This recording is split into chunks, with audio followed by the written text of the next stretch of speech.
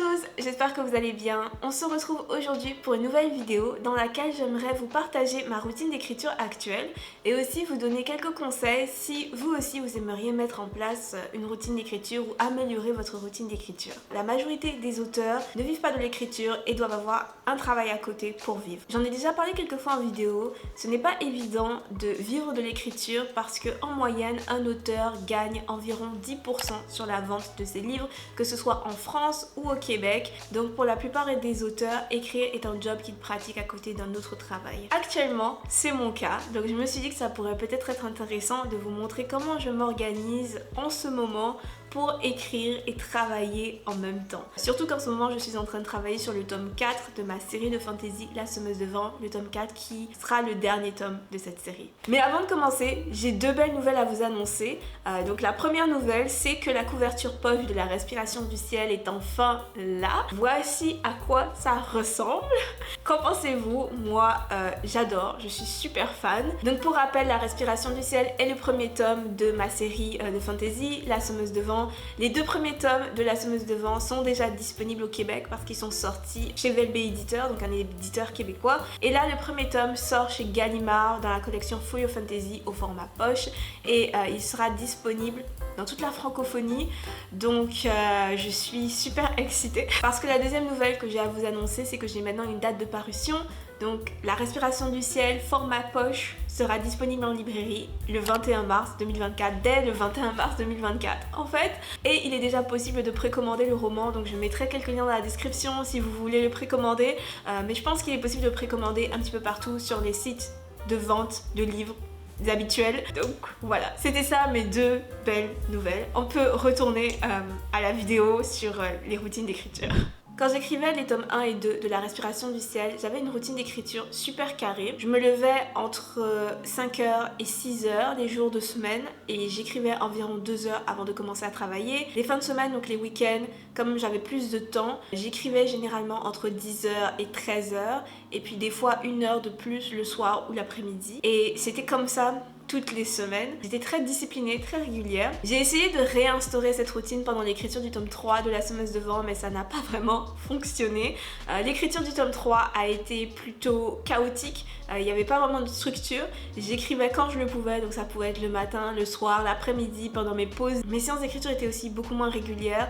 Parfois, il m'arrivait de ne pas écrire pendant des semaines. Pour l'écriture du tome 4, je veux revenir à une bonne routine d'écriture et je pense que je suis en train de revenir à une bonne routine d'écriture.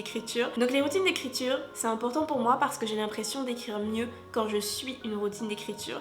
J'ai aussi l'impression que ce que j'écris est meilleur. Mais de manière générale, la structure est quelque chose qui m'aide beaucoup. J'ai tendance à être plus créative et moins stressée quand j'ai un plan bien défini. C'est sans doute pour ça qu'en écriture, je suis plus une architecte qu'une jardinière. Donc j'ai besoin de planifier mon histoire avant de commencer à l'écrire. Du coup, pour créer ma routine d'écriture, je me suis posé deux questions. Première question, à quel moment est-ce que j'aime le plus écrire dans la journée? Deuxième question, quelles sont les activités que je veux prioriser dans mes journées? Pour moi, il n'y a pas photo. Le moment où j'aime le plus écrire dans la journée, c'est le matin. J'ai testé le soir très tard, j'ai testé l'après-midi, j'ai testé toutes les heures possibles et inimaginables et le matin reste pour moi le meilleur moment de la journée pour écrire. C'est juste plus facile pour moi de me concentrer le matin. J'ai l'impression que ce que je produis est meilleur aussi. Ce serait plus facile pour moi d'écrire le soir, ça c'est sûr, mais je suis moins satisfaite de ce que j'écris le soir et j'écris aussi moins le soir. J'ai l'impression d'être beaucoup plus lente quand j'écris en soirée. Maintenant, en termes des activités que j'aimerais prioriser dans mes journées, j'en ai identifié 4. Donc la première est le sommeil. S'il y a bien une chose que je déteste sacrifier dans ma vie, c'est le sommeil. Donc c'est vraiment ma priorité number one. Deuxième chose que je veux prioriser dans mes journées, c'est le travail. Donc le travail que je fais à côté de l'écriture et qui me permet de payer mes factures, de payer ma nourriture, bref, de maintenir mon niveau de vie en fait. Troisième chose, l'écriture, bien évidemment. Et quatrième chose, le sport. Alors il y a environ 1 an, j'ai commencé à courir régulièrement. Et cette année, j'aimerais m'inscrire à des courses, à une course plutôt. Pas un marathon, je suis encore très loin d'avoir le niveau pour courir un marathon. Du coup, je vais avoir du temps en semaine pour faire du sport régulièrement, histoire de maintenir ma santé physique, ma santé mentale aussi, ça aide beaucoup. Et aussi de pouvoir m'entraîner pour participer à cette course. Une fois que j'ai identifié ces 4 blocs, j'ai sorti mon calendrier Google et j'ai rentré ces blocs de temps. Donc d'abord le travail, puis le sommeil, puis le sport et enfin l'écriture. Et comme vous pouvez le constater, j'ai 2 heures en semaine tous les matins environ pour pouvoir écrire. Vu comme ça n'a pas l'air énorme, surtout que c'est 2 heures en apparence, mais en réalité ça correspond plus à 1h30 ou à 1h40, c'est rarement 2 heures pile. Donc vu comme ça n'a pas l'air énorme, mais l'écriture c'est un marathon, ce n'est pas un sprint. Surtout quand on écrit des romans très longs comme moi je le fais, c'est vraiment la régularité qui va compter. Disons qu'en 2 heures j'écris en moyenne 1000 mots. Si j'écris tous les jours 1000 mots pendant 3 mois, j'obtiens 90 000 mots. Et 90 000 mots, ça peut être un roman. Maintenant, ma routine d'écriture en elle-même, à quoi ça ressemble? C'est plutôt simple en fait. Je sais qu'il y a certains auteurs qui aiment se mettre dans l'ambiance, donc qui aiment tamiser les lumières, avoir une boisson particulière à leur côté, des bougies parfumées. Moi, c'est assez simple. En général, j'ai juste besoin de quelque chose à boire, donc du thé ou de l'eau, de mon plan et parfois d'un timer. Et je dis parfois parce que j'aime beaucoup suivre des vidéos sprint d'écriture sur YouTube. Donc actuellement, ma vidéo préférée de sprint d'écriture, c'est celle-ci de Bethany Atazadeh. Elle en a fait plusieurs qui sont vraiment cool. Je les ai souvent utilisées pendant l'écriture du tome 1 et 2 de La Semeuse de Vent et en ce moment j'adore celle-là. Elle me permet d'écrire vraiment beaucoup en peu de temps. Si je n'ai pas envie de suivre une vidéo sprint d'écriture, soit je ne fais pas de sprint du tout, donc j'écris juste pendant 1 heure, 2 heures, soit je fais mes propres sprints d'écriture en suivant la méthode Pomodoro. C'est à peu près ça, je suis pas très compliquée. Je peux aussi écrire n'importe où du moment que j'ai un ordinateur et un clavier avec lequel je suis à l'aise. Généralement j'ai un peu de mal quand j'écris dans des cafés ou dans des bibliothèques, dans des endroits publics où il y a des gens qui circulent autour de moi.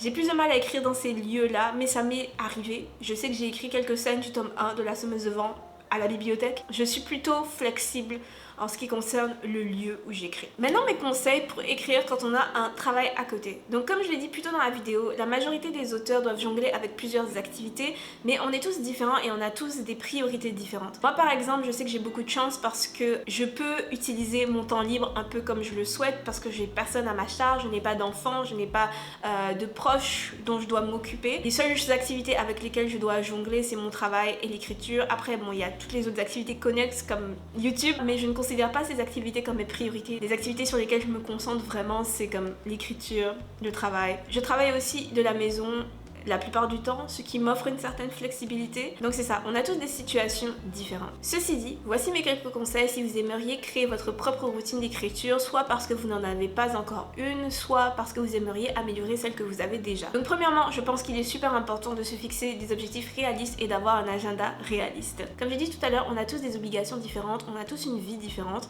Une routine peut être parfaite pour moi et pas vous convenir du tout. C'est pour ça que je pense que ça peut être intéressant de faire l'exercice que j'ai fait tout à l'heure, donc de lister les activités qui sont vraiment non négociables dans notre semaine et ensuite de voir qu'est-ce qu'on peut faire autour de ces activités, quel temps on peut se libérer en dehors de ces activités pour pouvoir écrire. Autre chose, beaucoup de gens disent sur internet qu'il faut absolument écrire tous les jours pour avancer dans ses romans. Alors personnellement, je ne suis pas d'accord. J'aime écrire tous les jours quand je travaille sur un premier jet parce que j'ai l'impression que je suis plus efficace. Mais je sais que c'est pas un rythme qui convient à tout le monde. Nos créativités fonctionnent toutes de manière différente. Donc il se pourrait que ce rythme, ça tue complètement votre créativité alors que moi, ça la nourrit. Donc mon premier conseil, c'est d'être le plus réaliste possible avec votre agenda, avec vos obligations personnelles. Mon deuxième conseil, ça va faire preuve de flexibilité. Alors les choses se passent rarement comme on les a planifiées. C'est comme ça, c'est la beauté de la vie. Je pense donc que c'est important d'avoir des objectifs réalistes, mais aussi de rester flexible. Par exemple, moi, même si je préfère écrire le matin, des fois j'ai juste pas le temps, donc je vais écrire le soir. Ou encore, même si je préfère écrire tous les jours, parfois je ne peux pas, donc